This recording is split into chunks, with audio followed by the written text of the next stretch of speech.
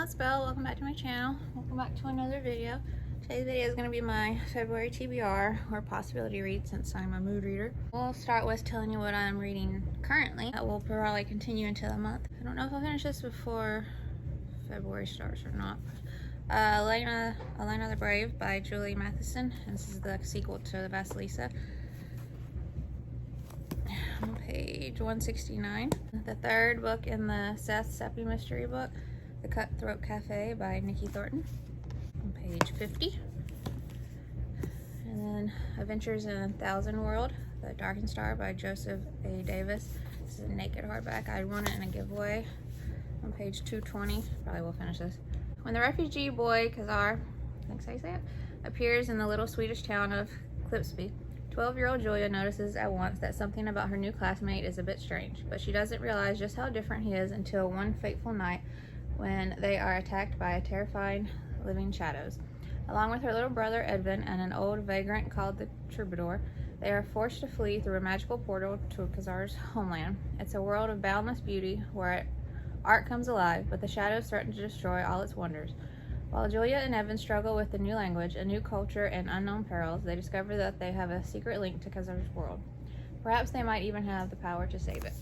Then My Aunt is a Monster by Reimena, and I love the Seance Tea Party by this author, so, and there aren't any page numbers, but I'm pretty good ways through this. I'm loving it, and the art's beautiful, and I read the synopsis recently in a book haul, so. Continuing my series, I picked up finally the fourth in the Aggie Morton Mystery Queen series, The Seaside Corpse by Marthe Jocelyn.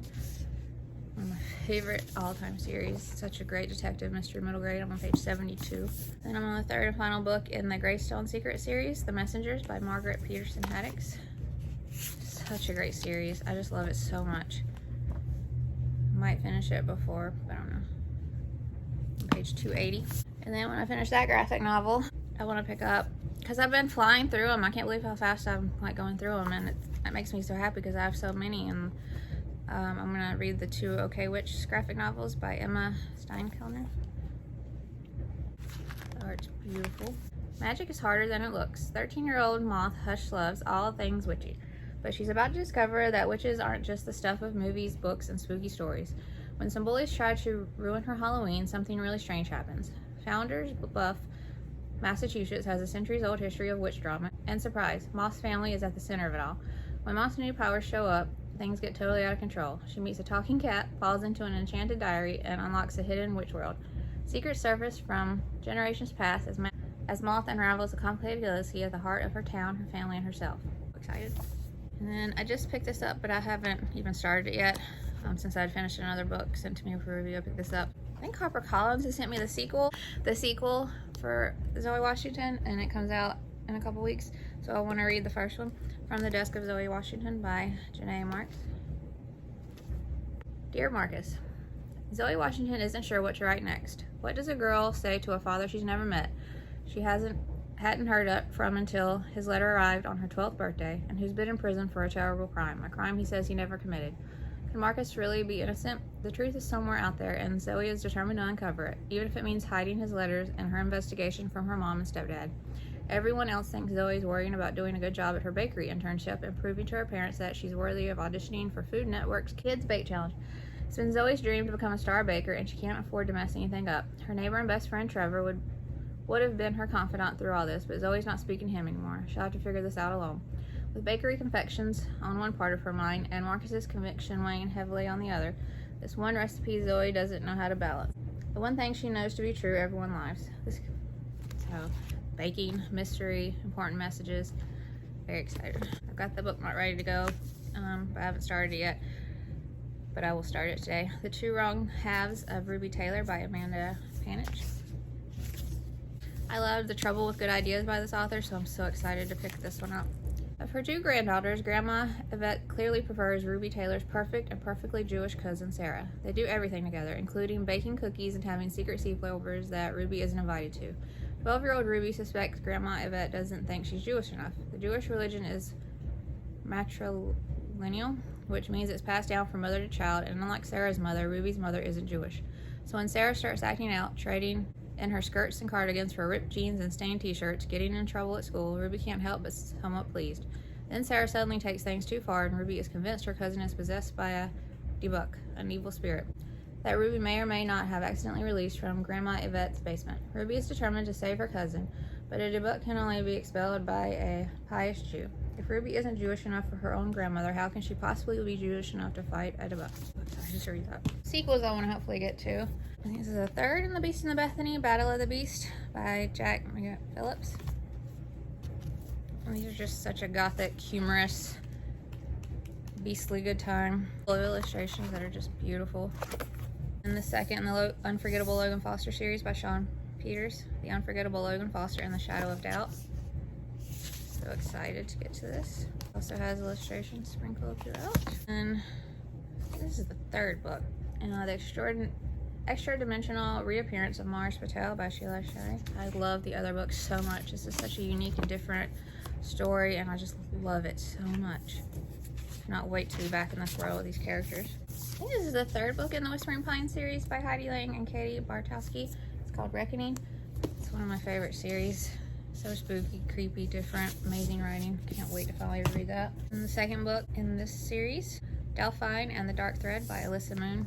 Absolutely love that first book so much, and I cannot wait to be back in this world. Gorgeous chapter head illustrations. And the second book in the C.C. Rios and the King of Fears by Kayla Rivera. Love that first book. It was an all-time favorite. Cannot wait to jump back into this and be back with these characters. And then the second book in the 13 Witches series, The Sea of Always by Jodi Lynn Anderson. The third book comes out soon, so I'm excited to read this. That first book was amazing. Then the third book in the Fright Watch series by Lawrence, Unmasked.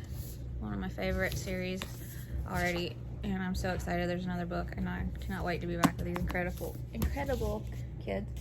That's it for sequels. And then when I finish the Greystone Secret series by Margaret Peterson Haddix, I want to pick up the next first book in a series by her that's newer, the Mysteries of Trash and Treasure series. This is a Secret Letters, and I'd won this in a Goodreads giveaway, so I'm excited to start a new series by her. When Colin finds a shoebox full of letters hidden in a stranger's attic, he knows he's supposed to throw them away. That's his summer job, getting rid of junk. But Colin wants to rescue the letters and find out what really happened to best friends Rosemary and Toby way back in the 1970s. Meanwhile, across town, Nevaeh also finds a mysterious letter, but this one reads like a confession to a crime. And Nevaeh knows her father, the Junk King, expects her to join the rest of the family in blaming a single suspect, his business rival, Colin's mom. But that's not what Nevaeh wants either. Even as one set of letters brings Colin and Nevaeh together, the one Nevaeh found threatens to pull them apart. Is their new friendship as doomed as Rosemary and Toby's? And then when I finish the Elena book, the sequel to Vasilisa, it's one of my winter reads. I want to pick up another winter read, Hearts of Ice by Addie Rule. I read this synopsis recently in a book haul and in books I want to read for winter, maybe. I want to read it again, but I'm very excited to read that. And when I finish the Seth Seppi Mysteries, there's a companion series that I have 2 books, so it's like a longer series that I'm reading. When I finish that, I think there's 5 or so books in this one. The Books of Elsewhere by Jacqueline West. The first book is The Shadows, and I really want to read these. You can see when the light hits her glasses. Ooh. Something spooky about Olive's new house. When 11-year-old Olive moves into the old house on Linden Street, she knows there's something weird about the place. The creepy antique paintings, 3 very unusual cats, but the weirdest thing, when Olive finds and puts on a pair of old glasses, she can travel inside the paintings to elsewhere, a sinister world with strange secrets to keep. Soon Olive finds herself caught in a dark and dangerous plan. Can she confront the powers in the house that want to get rid of her and her family before the lights go out for good? There's illustrations. Very excited to finally pick these up. The next mystery books I want to read, there's only 2 currently out. I don't know if there'll be more, but there's 2 right now. The Gracie Fairchild series by Susan Brownrigg. Gracie Fairchild and the Mysterious Guest. Gracie Fairchild and her family have barely moved into the majestic Blackpool boarding house when her mom mysteriously vanishes. Gracie teams up with her younger brother, George, siblings Violet and Tom, and maid Phyllis. They must work out why one of the guests, a common conjurer, has made Ma disappear. Can they get her safely home as the clock ticks down to the 1935 illumination switch on? Very intrigued by that. And then another trilogy I want to read that I've had forever is Love, Sugar, Magic series by Anna Mariana. A Dash of Trouble is the first book. I've had these for so long, and they're like everything I love, magic and food. Leonora Lagranos family owns the most beloved bakery in Rose Hill, Texas, spending their days conjuring delicious cookies and cakes for any occasion. And no occasion is more important than the annual Dia de los Muertos festival. Leo hopes that this might be the year that she gets to help prepare for the big celebration, but once again she is told she's too young. Sneaking out of school into the bakery, she makes a startling discovery. Her mother, aunt, and 4 older sisters have, in fact, been keeping a big secret. They're brujas, witches of Mexican ancestry, who pour a little bit of sweet magic into everything they bake. Leo knows that she has magical ability as well, and she's more determined than ever to join the family business, even if she can't let her mama and hermanas know about it yet. And when her best friend Caroline has a problem that needs solving, Leo has the perfect opportunity to try out her craft. It is just one little spell after all. What could possibly go wrong? And then I think I've read all this author's books, but this one. This is her newest one, Lightning Falls by Amy Wilson. And I love her books, so I really want to read this very soon. The Ghost Hall is all Valerie has ever known. She's perfectly happy helping Meg and the rest of her beloved ghost family to haunt the guests who come to stay.